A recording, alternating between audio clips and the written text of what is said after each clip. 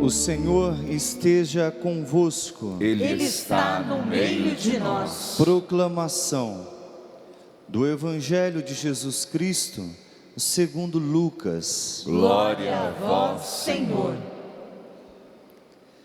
Naquele tempo, disse Jesus aos seus discípulos: como aconteceu nos dias de Noé, assim também acontecerá nos dias do Filho do Homem. Eles comiam, bebiam, casavam-se e se davam em casamento, até ao dia em que Noé entrou na arca.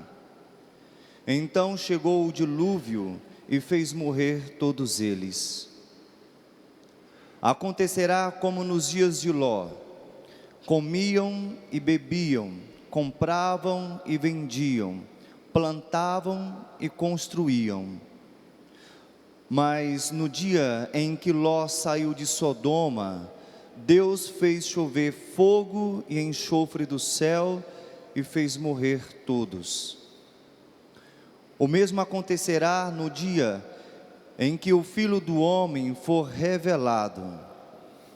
Nesse dia, quem estiver no terraço, não desça para apanhar os bens que estão em sua casa. E quem estiver nos campos, não volte para trás. Lembrai-vos da mulher de Ló. Quem procura ganhar a sua vida, vai perdê-la. E quem a perde, vai conservá-la. Eu vos digo, nessa noite, 2 estarão numa cama. Um será tomado e o outro será deixado. 2 mulheres estarão moendo juntas. Uma será tomada e a outra será deixada. 2 homens estarão no campo. Um será levado e o outro será deixado. Os discípulos perguntaram: Senhor, onde acontecerá isso? Jesus respondeu: onde estiver o cadáver, aí se reunirão os abutres. Palavra da salvação. Glória a vós, Senhor. Jesus misericordioso, eu espero em vós, eu confio em vós, cantemos. Jesus misericordioso, Eu espero em vós, eu confio em vós. Jesus misericordioso, eu espero em vós, eu confio em vós. Jesus misericordioso, nome poderoso, nesse nome há poder.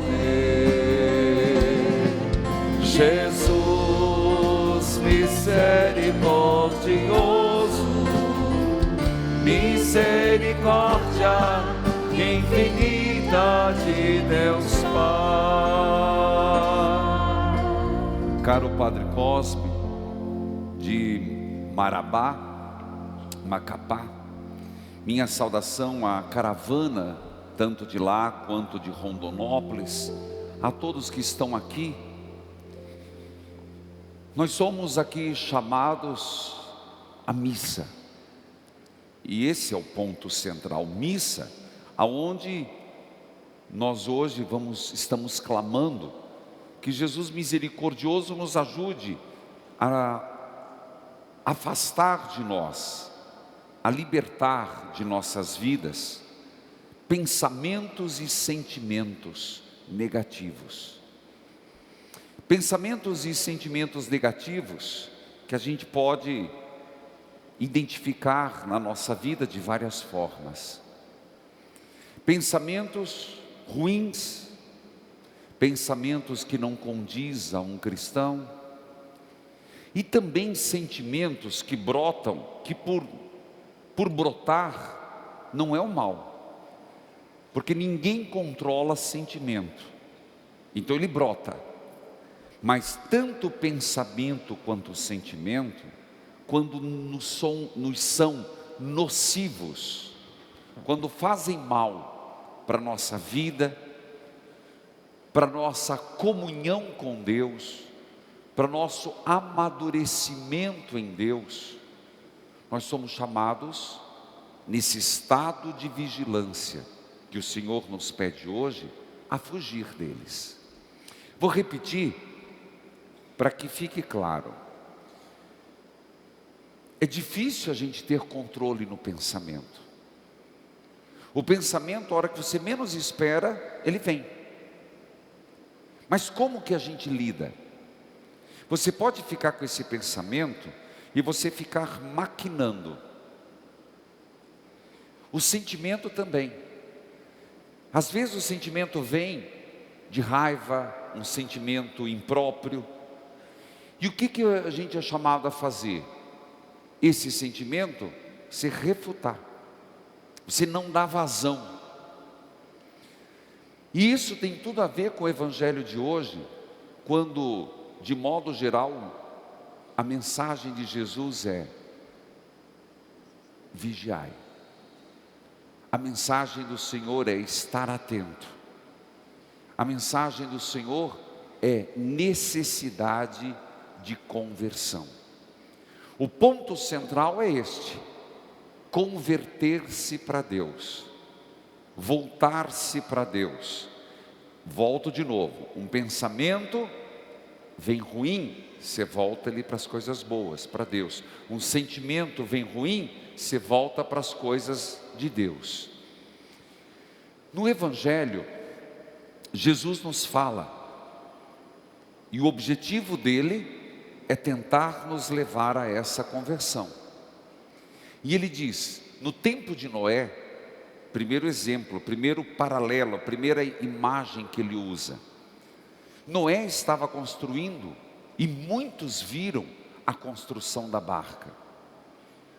Muitos ficaram inquietos, perguntavam, ridicularizavam.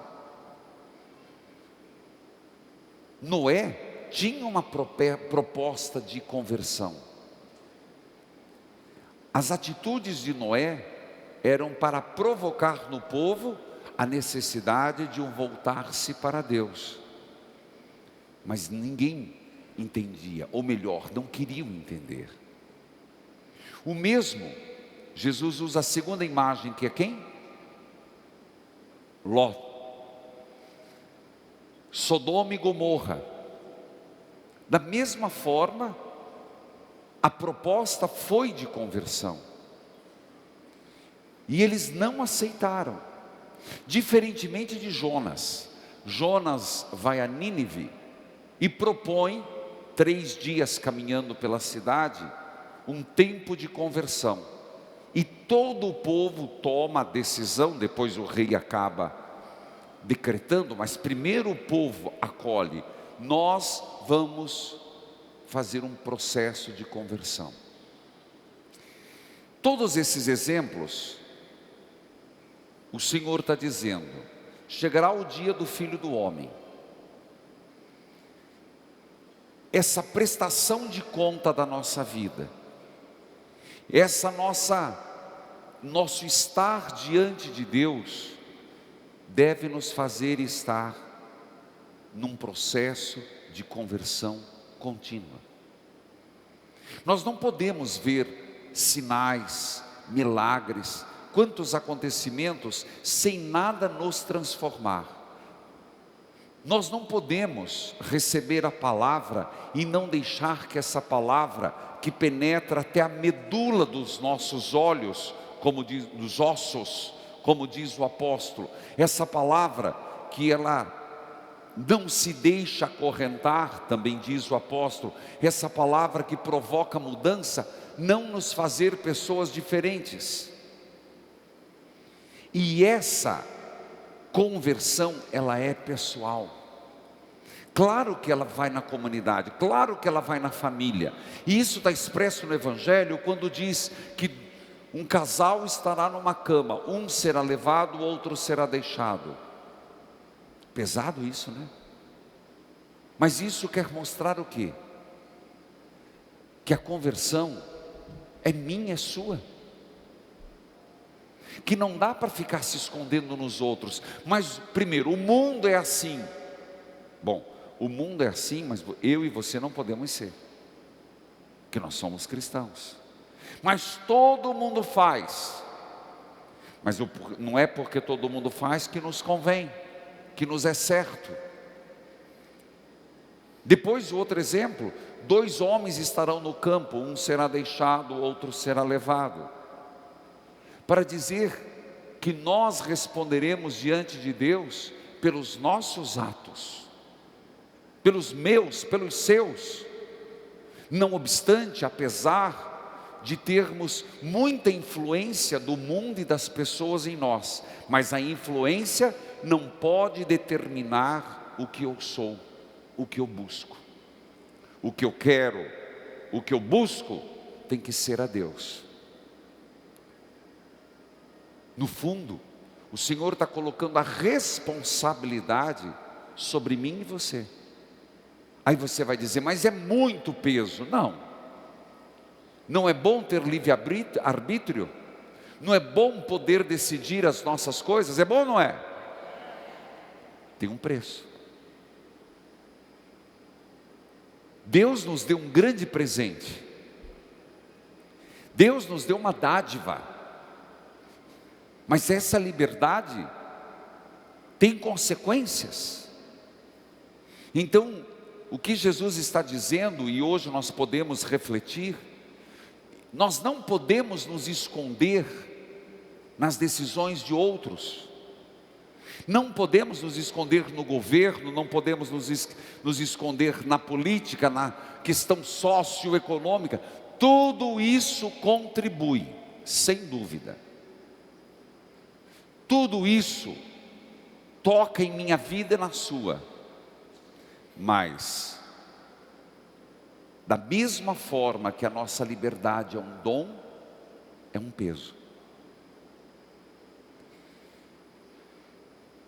Hoje nós estamos, portanto, diante de um texto que fala da nossa responsabilidade e do que Deus espera de cada um de nós. A arca sendo montada por Noé, Ló que anuncia e depois cai enxofre do céu. Ao mesmo tempo, a nossa vida, aonde da Eucaristia, na vida do sacramento, na escuta da palavra, nós vamos ter que deixar crescer algumas coisas e arrancar outras. O apelo é de uma conversão em Deus. O apelo, nessa proposta de novenário, é que, volto a dizer, pensamentos e sentimentos ruins, negativos, maléficos, nocivos, nós não nos agarremos, nos libertemos. Eu gostaria de deixar um breve momento para que cada um se perguntasse: então hoje, o que o Senhor está pedindo para mim? O que hoje o Senhor quer que eu aparte da minha vida? Faça um pequeno momento. Onde o Senhor está me mostrando a arca sendo construída? Onde o Senhor está pedindo, isso não te convém, largue disso, enquanto é tempo. Porque um dia, o fogo cai do céu, a arca é fechada e é chegada o Filho do Homem. Você consegue perceber o que Deus está te falando hoje? Todos nós temos alguma coisa.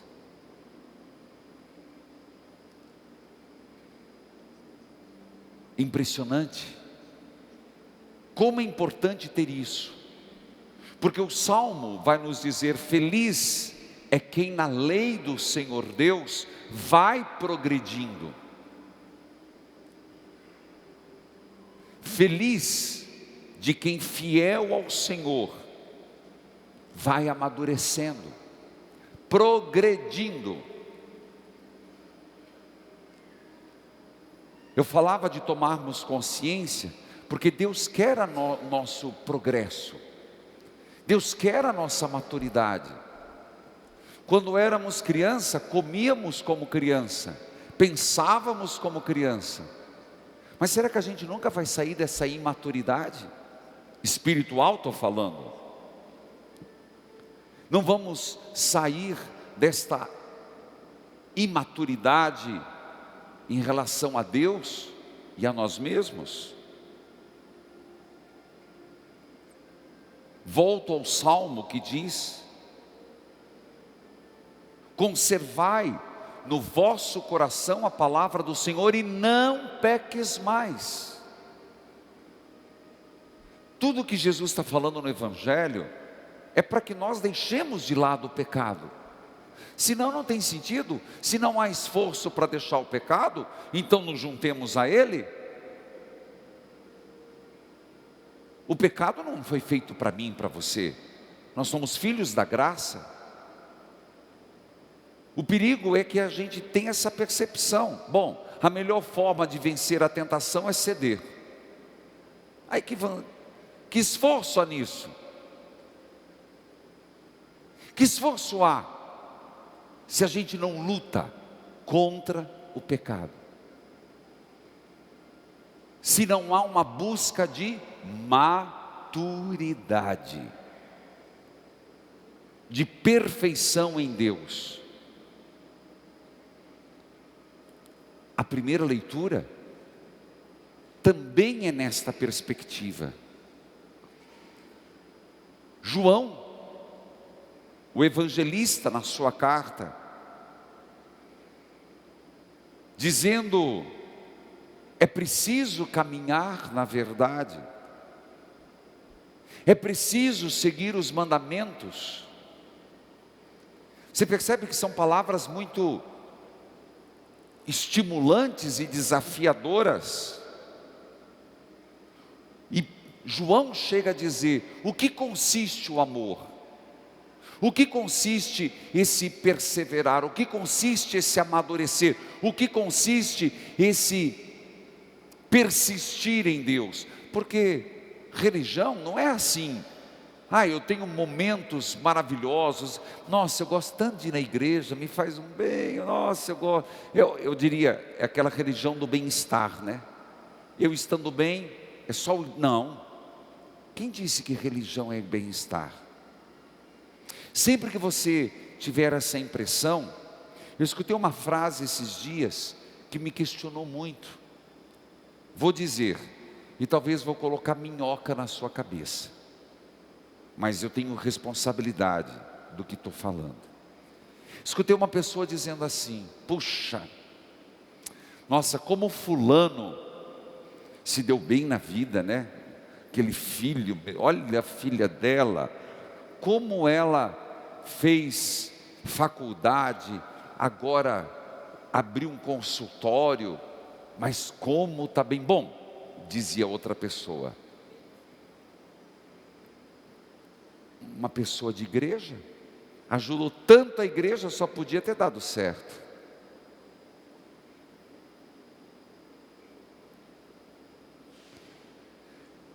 Aquilo eu escutei, pensei, rezei e divido. Vou repetir de novo.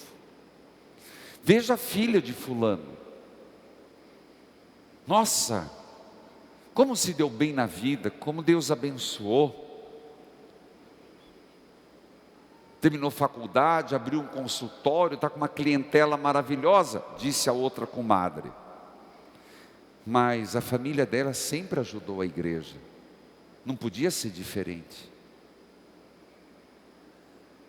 Será? Será que na vontade de Deus é assim? Então, por acaso, aquilo que nos vem é fruto dos nossos méritos? Diga isso para nosso Senhor, que com 33 anos morreu na cruz. Aonde foi que ele errou? Diga para Nossa Senhora, que teve seu filho nos braços, onde foi que ela errou? Diga para os santos e para os mártires, que morreram na penúria, morreram na dor, os mártires que foram decapitados. Será que é assim? Que Deus só dá o bem a quem ajuda? A quem faz as coisas para a igreja? Será que aqueles que sofrem não são abençoados por Deus? Eu não disse nada. Quem seria eu para tirar aquilo daquela mulher? Mas digo aqui, dentro da reflexão e da oração, que Deus não é assim, que mesmo quem sofre, lembre-se de Jó, mesmo quem padece, olhe para o servo sofredor na cruz, olhe para a Virgem Maria no Monte Calvário, a promessa se cumpre. Nesse mundo terá perseguições, tribulações, mas quem permanecer até o fim será salvo. Por isso veio porque João vai dizer: amar consiste no seguinte: viver nos mandamentos do Senhor, os mandamentos que ouviste desde o princípio. Viver nos mandamentos, não se deixar cair na sedução. Tomai cuidado para não perder o fruto do vosso trabalho, mas receber a plena recompensa em Cristo. Permanecer na doutrina. E quando eu falo na doutrina, é compreender que este mundo não é a resposta de tudo. Que mesmo quem vive e usufrui da sua liberdade com consciência, com responsabilidade, com maturidade, e vai se tornando santo e santa diante de Deus, não necessariamente serão aos olhos humanos e necessariamente serão recompensados neste mundo. Não meça a santidade minha, sua, de alguém pelo que se recebe na vida. Não se meça a santidade de uma pessoa nesse mundo pelo que ela conquista de bens, ou mesmo de saúde. Padre, mas isso dá um nó na cabeça da gente. Na verdade, não é para dar um nó. A vida nossa é assim. Não é para dar um nó, é só para entender.